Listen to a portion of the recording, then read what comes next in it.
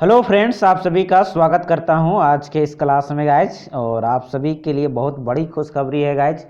जिनका एग्ज़ाम 28 तारीख को हो रहा है गाइज, उनको बहुत बहुत बधाई। क्योंकि गाइज जिनका बेसब्री से इंतज़ार था वो ख़त्म हो चुका है। जैसे सीजीएल के द्वारा एडमिट कार्ड का लिंक भी जारी कर दिया गया है आप लोग को, और एग्ज़ाम भी अब कंडक्ट हो रहा है गाइज। तो जम के तैयारी कीजिए, ठीक है। मेरी शुभकामनाएं आप लोग के साथ है।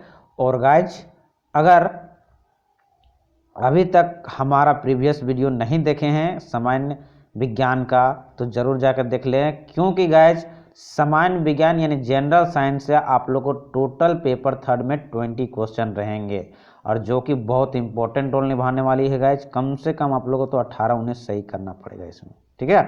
तो चलिए बिना देरी किए हुए आज का ये क्लास स्टार्ट करते हैं गाइज। पहला सवाल है आप लोग के बीच में, प्राकृतिक रेडियोधर्मिता की खोज किसने की थी? एवरग्रीन क्वेश्चन है गाइज, बताइए सही जवाब क्या होना चाहिए। बिल्कुल करेक्ट आंसर हो जाएगा, option number B is the correct answer का दोस्तों। ऑप्शन बी सही जवाब होगा। हेनरी बैकुरल ने प्राकृतिक रेडियोधर्मिता की खोज की थी। चलिए नेक्स्ट क्वेश्चन है। देखिए गाइज, आप लोग को जो एसएससी सीजीएल में जिस टाइप से जिस पैटर्न पर क्वेश्चन पूछे जाएंगे, उसी पैटर्न पर ये क्वेश्चन जो है एमसीक्यूज के माध्यम से आप लोग को टेस्ट करवा दिया जा रहा है, ठीक है। जो भी बच्चे अभी तक हमारा प्रीवियस वीडियो नहीं देखे होंगे, आप लोग का जनरल साइंस का एक प्रैक्टिस सेट का प्लेलिस्ट बना हुआ है गाइज, जरूर जाकर वहाँ पर देख लीजिएगा, या तो वीडियो सेक्शन में आप लोग जरूर देख लीजिएगा, ठीक है। चलिए, निम्नलिखित युग्मों में से कौन सा एक सही सुमेलित नहीं है? ऑप्शन ए, ओडोमीटर वाहनों के पहियों द्वारा तय की दूरी मापती है। ऑप्शन बी, ओडोमीटर विद्युत चुंबकीय तरंगों की आवृत्ति मापने का यंत्र है। ऑप्शन सी, ऑडियोमीटर ध्वनि तीव्रता मापक युक्ति है। ऑप्शन डी, ए मीटर विद्युत शक्ति मापक यंत्र है। तो बताइए सही आंसर क्या होना चाहिए 32 का गाइज। बिल्कुल करेक्ट आंसर हो जाएगा, option number D is the correct answer हो जाएगा। यहाँ में से जो गलत है गाइज वो है आपका ए मीटर। ए मीटर विद्युत धारा को मापती है, ठीक है, ना कि विद्युत शक्ति को। चलिए अगला है 33 क्वेश्चन नंबर, निम्नलिखित में से सत्य कथन का चुनाव करना है। कथन ए, क्रीम निकालने की मशीन अपकेंद्री बल सिद्धांत पर कार्य करती है। कथन बी है, नींबू निचोड़ने का मशीन उत्तोलक यानी लीवर का उदाहरण है। तो कौन सा कथन सत्य है गाइस, ये आप लोग को बताना है, यानी जो सत्य है वो कथन का चुनाव करना है। कूट है ऑप्शन ए केवल ए, ऑप्शन बी केवल बी, ऑप्शन सी उपयुक्त दोनों सत्य हैं, ऑप्शन डी इनमें से कोई नहीं। तो बताइए सही आंसर क्या होना चाहिए 33 का। बिल्कुल करेक्ट आंसर हो जाएगा, option number C is the correct answer होगा। दोनों कथन सत्य है गाइस। क्रीम निकालने की मशीन जो है अपकेंद्रीय बल सिद्धांत पर कार्य करती है। दूसरा जो है नींबू निचोड़ने की मशीन उत्तोलक यानी लीवर का एक उदाहरण है गाइस, याद रखिएगा। नेक्स्ट क्वेश्चन 34 का, मानव नेत्र तरंग लंबाई के दृश्य प्रकाश के प्रति सबसे अधिक संवेदनशील है। Option A 6050 angstrom, option B 5500 angstrom, option C 4500 angstrom, या ऑप्शन डी 75 यानी कि 7500 एंगस्ट्रॉम। बताइए सही आंसर क्या होना चाहिए 34 का। बिल्कुल करेक्ट आंसर हो जाएगा, option number B is the correct answer का दोस्तों।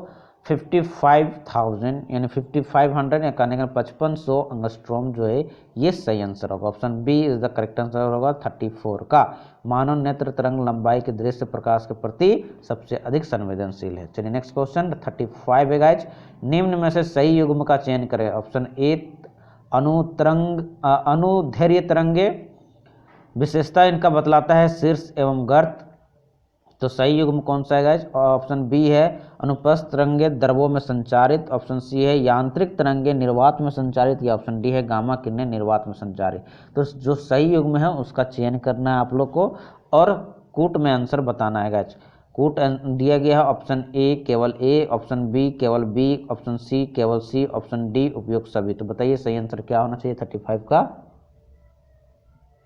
बिल्कुल करेक्ट आंसर हो जाएगा, option number C is the correct answer का दोस्तों। ऑप्शन सी सही जवाब होगा, यानी केवल सी, अयांत्रिक तरंगे निर्वात में संचारित होता है, ये आपका सही है, बाद बाकी गलत है। चलिए नेक्स्ट क्वेश्चन है 36 है, निम्न में से बेमेल युग्म का चयन करें। ऑप्शन ए है सूर्य ग्रहण पूर्णिमा के दिन होता है, चंद्र ग्रहण पूर्णिमा का दिन होता है, सूर्य ग्रहण अमावस्या का दिन होता है, चंद्र ग्रहण अमावस्या का दिन है। तो बताइए इससे बेमेल कौन सा है गाइस।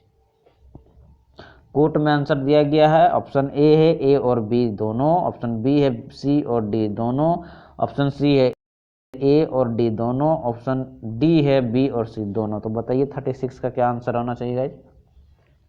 जी बिल्कुल करेक्ट आंसर होगा option number C is the correct answer होगा, ऑप्शन सी सही जवाब होगा, ए और डी दोनों। चलिए नेक्स्ट क्वेश्चन है 37 का।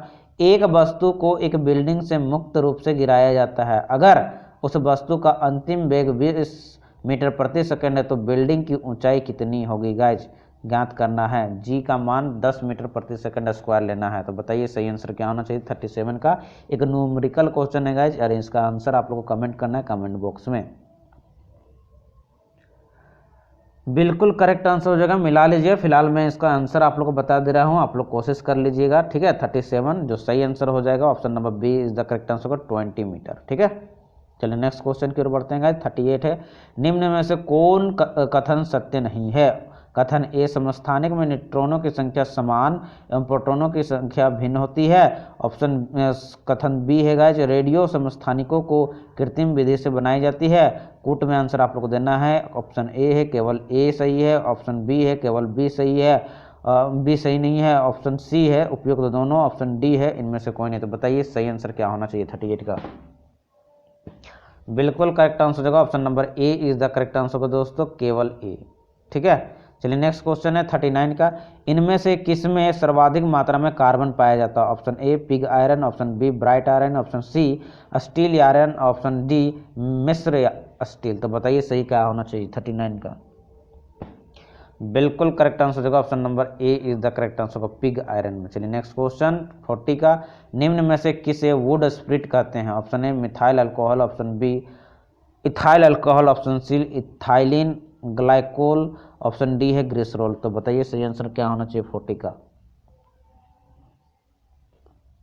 बिल्कुल करेक्ट आंसर होगा option number A is the correct answer होगा guys ethyl alcohol. Ethyl alcohol जो है वुड स्प्रिट के नाम से जाना जाता है। मोस्ट बीवीआई एवरग्रीन क्वेश्चन है साइंस का, ठीक है, याद रखिएगा दोस्तों। चलिए नेक्स्ट क्वेश्चन 41 है। निम्न में से कौन उर्वरक में शामिल नहीं है। Option A hydrogen, option B option A है नाइट्रोजन, ऑप्शन बी है हाइड्रोजन, ऑप्शन सी है क्लोरीन, ऑप्शन डी है फॉस्फोरस। तो बताइए सही आंसर क्या होना चाहिए 41 का गाइज।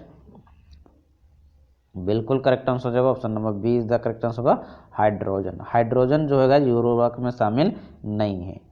चलिए नेक्स्ट क्वेश्चन है गाइज 42। निम्न में से मैग्नीशियम हाइड्रोक्साइड का उपयोग किसमें होता है। ऑप्शन ए ब्लीचिंग पाउडर बनाने में, ऑप्शन बी मिट्टी की अम्लता दूर करने में, ऑप्शन सी साबुन बनाने में, ऑप्शन डी पेट की अम्लता दूर करने के लिए। बताइए बहुत इजी सवाल है, एवरग्रीन क्वेश्चन है 42 का। बिल्कुल करेक्ट आंसर होगा option number D is the correct answer होगा दोस्तों।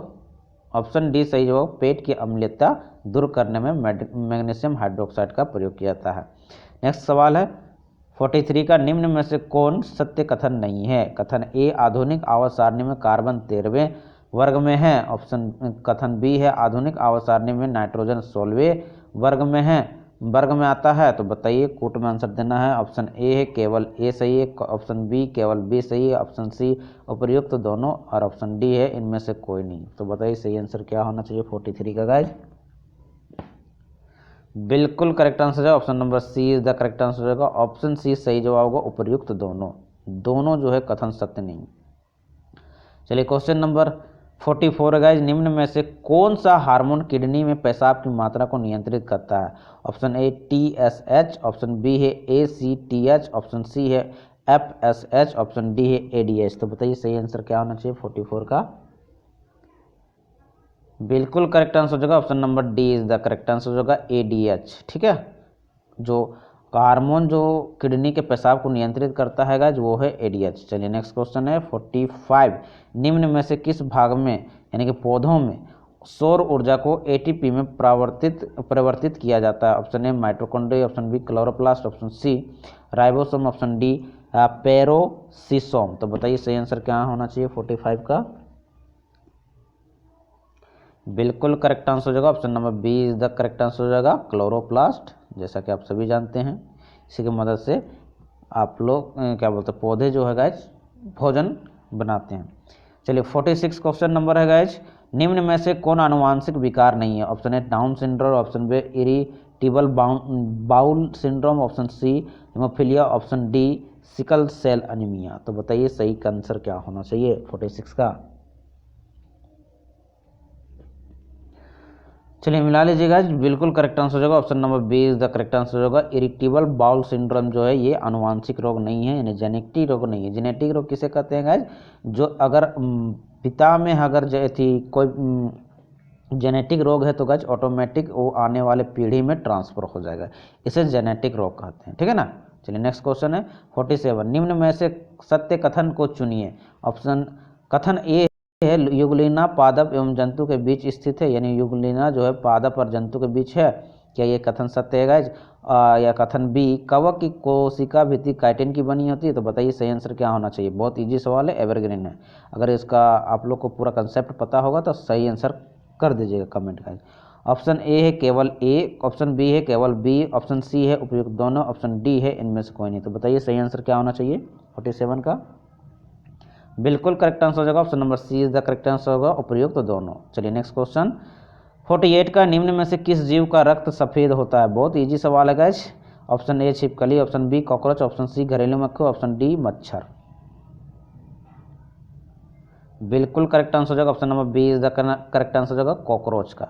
चलिए नेक्स्ट क्वेश्चन है 49 का, इनमें से कौन विटामिन शरीर में संग्रहित नहीं होता है? Option A vitamin A, option B vitamin B, option C vitamin D, option D vitamin E. तो बताइए कौन सा जो है वो संग्रहित नहीं होता है शरीर में 49 का?